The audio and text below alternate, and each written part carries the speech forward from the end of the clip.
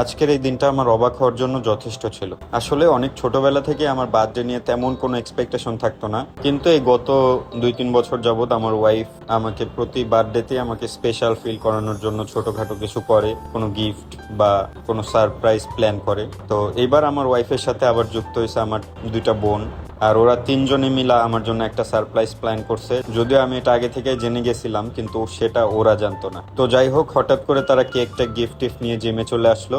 আর জিমে আসার পরে আমার বোনেরা, আমার ওয়াইফ সবাই মিলে আমাকে গিফট করলো। ওই সময়ের ফিলিংসটা একটু অন্যরকমই ছিল। এক্সপেকটেশন না থাকার পর কিছু পাওয়ার মজাটাই আলাদা, আর এই জিনিসটা এক্সপ্লেইন করা যায় না।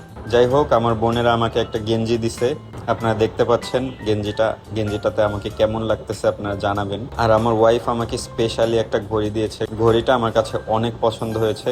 আপনাদের কাছে কেমন লাগছে সেটাও জানাবেন। আর এই বার্থডেটা আমার কাছে অনেক স্পেশাল হয়ে থাকবে, কারণ এই বার্থডেতে আমি অনেক কিছু পেয়েছি। মানে আল্লাহ আমার জীবনে অনেক কিছু দিয়েছেন, কিন্তু আমার মাকে খুব মিস করেছি। সে যদি আমার পাশে থাকতো আজকে, তাহলে দিনটা আরো স্পেশাল হতো। কারণ আমার সবগুলো খুশির দিনে আমি আমার মাকে পাশে রাখতে চাই। সে থাকলে আমি আরো ভালো ফিল করি, আরো বেশি আনন্দ পাই। আরেকটা কথা, যারা যারা আমাকে অনলাইনে অফলাইনে যেভাবে পার্সেন উইশ করছেন, আপনাদের উইশে আমার নিউজ ফিড ভরে গেছে। আপনাদের সকলকে অসংখ্য ধন্যবাদ। সকলে আমার জন্য দোয়া করবেন। আল্লাহ হাফেজ।